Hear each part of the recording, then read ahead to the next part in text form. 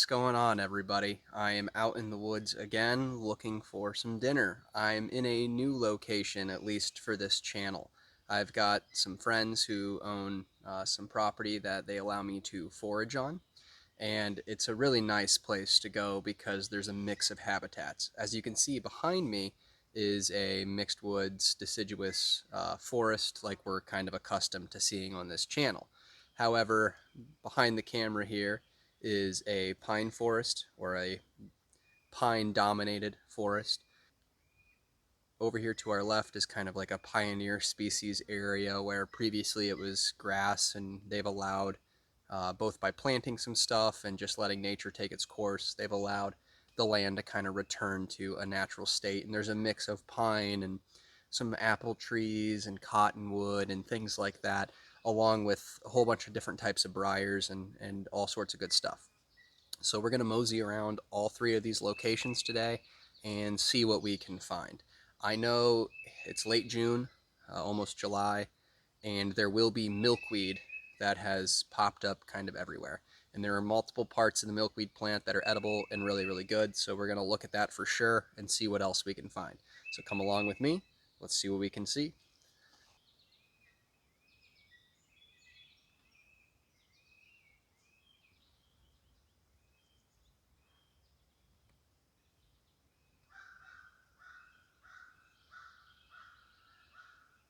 All right, so here we have a mulberry tree. And this time of year they are fruiting. Now this is a black mulberry, and so we're looking for fruits that are basically black. And if you see here, right here where my index finger is, see if we can get that to focus. Right here we have one black mulberry, and there's more on this tree. They're actually pretty tasty, but it does depend on the tree. Sometimes they taste better on certain trees than they do on others, so you kind of want to try one before you go pick a whole bunch of them. But there's some more up there, if you can see, maybe one. And we're going to go ahead and eat this one just as a trailside nibble.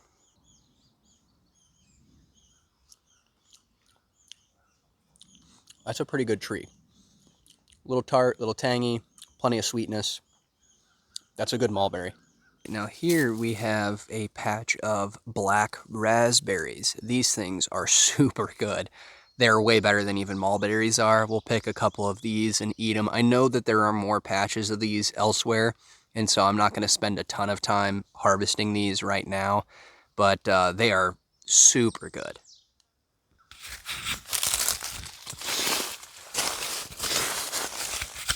When you're harvesting these, you want them to be, as you would expect, black. They're black raspberries. These are not black berries. See, the middle part pulls off or separates when you pull the raspberry itself, as where a blackberry, that portion would stay connected. Oh, juicy, sweet, very little tartness when compared to a mulberry. My daughter loves these, and I understand why. They're very good. I mean, picture a red raspberry with actually a little bit more sweetness and a little less tartness. That's how I would describe these. And I mean, in terms of size, they're a little bit smaller, but flavor-wise, they pack a punch. Delicious berries. Right, here we have the mayapple, or the common mandrake, or American mandrake. And you can see that there's a bulbous fruit-like structure hanging kind of right. Let's see if I can point to it right here. And I've actually never ate these before. I know they're not ripe right now, and that matters a lot because if you don't harvest them when they're perfectly ripe, they're poisonous. So I'm gonna have to wait. I think they ripen in July, contrary to what the name states. They ripen in July. So I'll have to come back probably mid-July and take a look. There's actually quite a few of these plants around. If I want to harvest these May apples, I'm going to have to beat the raccoons. They freaking love these things, allegedly. Again, I've never ate them. But allegedly, raccoons love to eat these, and they'll sniff them out for miles. So I'm going to have to really come in and check this pretty routinely once they start to ripen. All right, I've walked through the deciduous forest and I was hoping to find some chanterelles, but I haven't seen any, and so I think it's a little bit too early. I'm going to migrate to the meadowy area, the new like succession species space, and we're going to see what we can find there and probably harvest some milkweed because I know that that is there. All right, here's what we're after. This is common milkweed, and you may know this plant because of its association with monarch butterflies. The eggs are laid on the underside of these leaves. The caterpillars eat these leaves, and then eventually, when the flowers bloom, the butterflies consume the nectar from the flower. So, this is a very important plant in regard to the monarch butterfly, but it also has multiple food sources within it, or multiple options of food as part of the plant. So this one here that we're looking at, or these two actually, don't have the part we're after, and so we'll leave them be. All right, now here is the milkweed look-alike. This is called dogbane, and it is poisonous.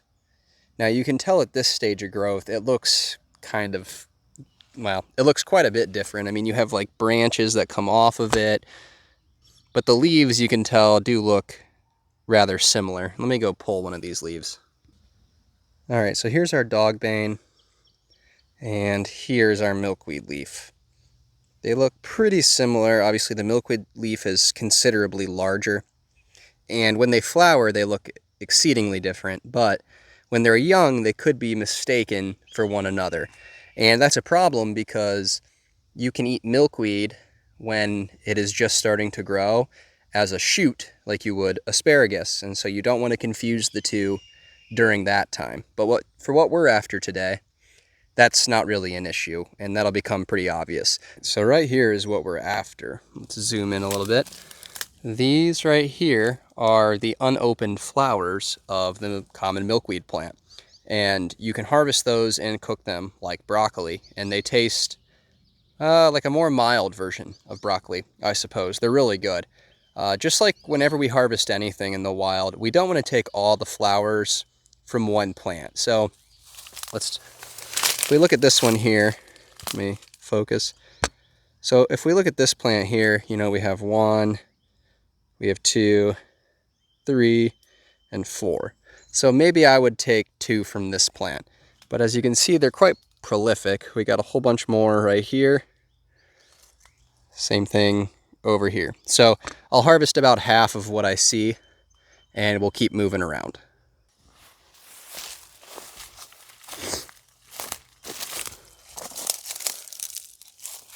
All right, when we're harvesting these, we just kind of want to break, there's a stem here, just kind of break them right after the stem leaves the main cluster of flowers.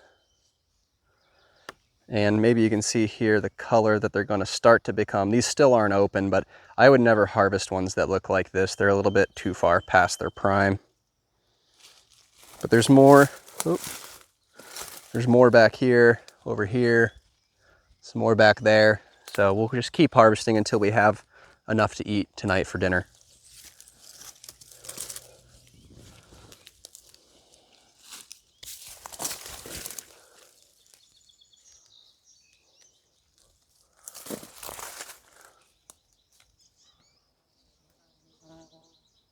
Okay, so here's what milkweed flowers look like when they open. Very pretty flowers. And right behind it, conveniently, we have dogbane flowers. So there's dogbane when it flowers. Very, very different. All right, now here we have a flower that may be growing in your yard. These are really common landscaping plants.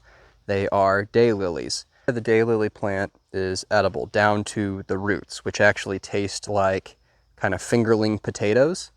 They can be a bit troublesome to harvest, but the flower petals are great in salads, and the unopened flowers taste almost identical to green beans. So when they're unopened, this is what they look like right here. And this is about the appropriate size, or maybe even this one here. for what I would like to harvest. The smaller ones are just kind of too small to be worth the time. And if they start to change color much more than this, then they don't taste as good. Now there are some bigger ones that haven't changed color. Maybe you can see this one here. And that would be fine. But when they start to look like this one, this is kind of where they begin to push the limit of being as tasty. So I don't harvest things that are quite this big. But we're gonna go ahead and pick some of these as well for dinner tonight. And they just kind of snap right off. They're extremely easy to pick. And as always, you know, don't take everything from one plant. Pick the appropriately sized ones and move on to the next bush. Usually if you find these in the wild, if you can find one bush or one plant, you're gonna find a bunch. They should snap when you bend them pretty easily. If they don't, they're probably getting a little too old to harvest.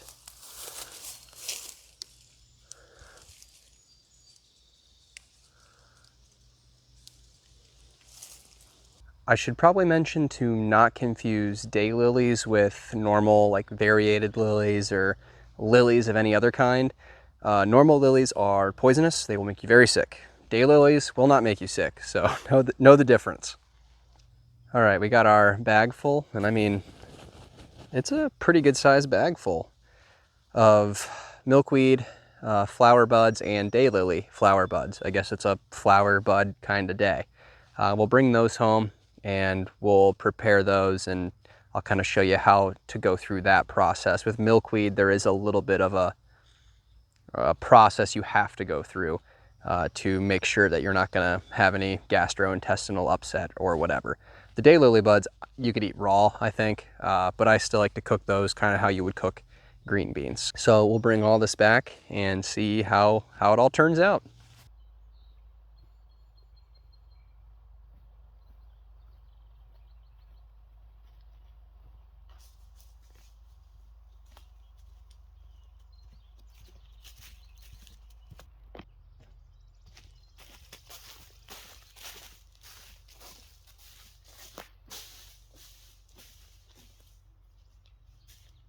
All right, welcome to the kitchen. We are going to get a pan started on a medium-high heat, and we're going to go ahead and get 3 pots of water on the stove.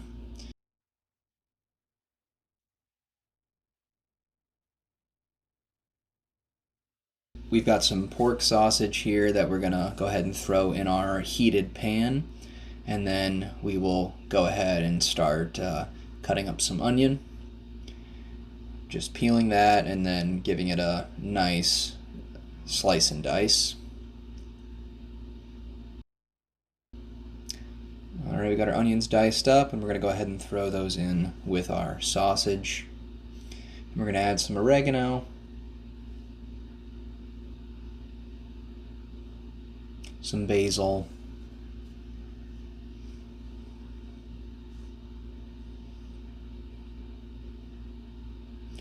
and some thyme.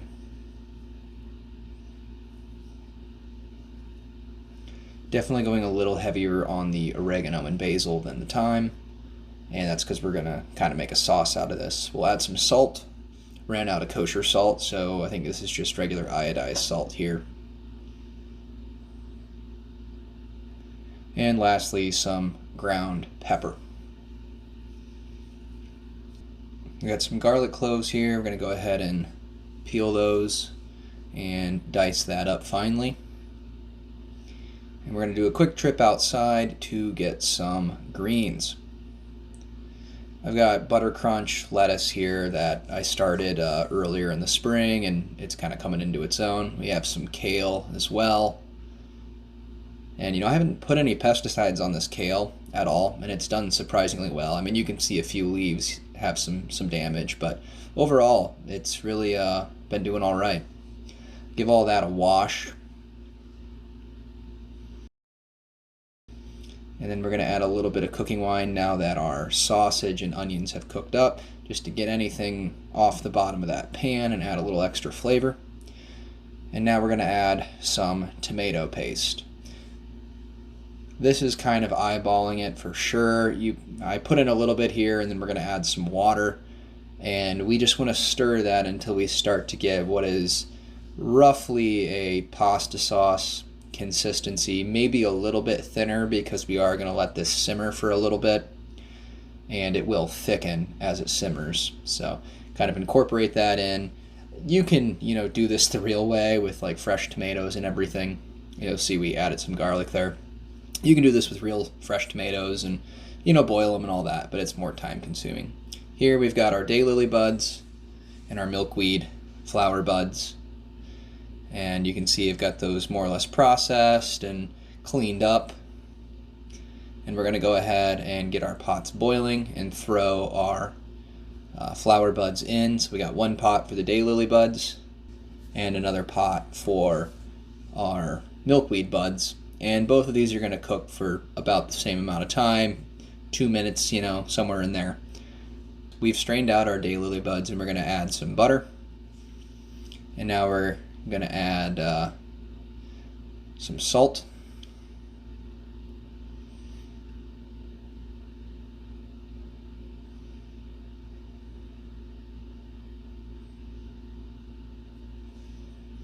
Some onion powder.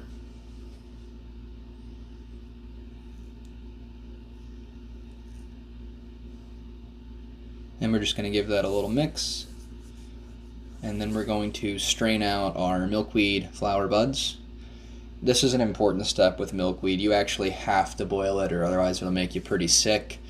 And I probably should have thrown them in, taken them out, and then got another set of water on the boil.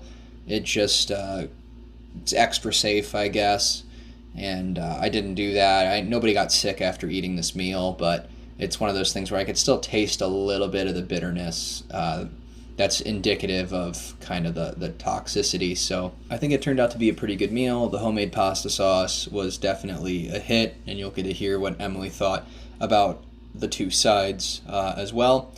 The salad was a nice touch. Probably really didn't need it in hindsight, but I'd rather have too much food than not enough. So here we are, and let's see what Emily has to say about it.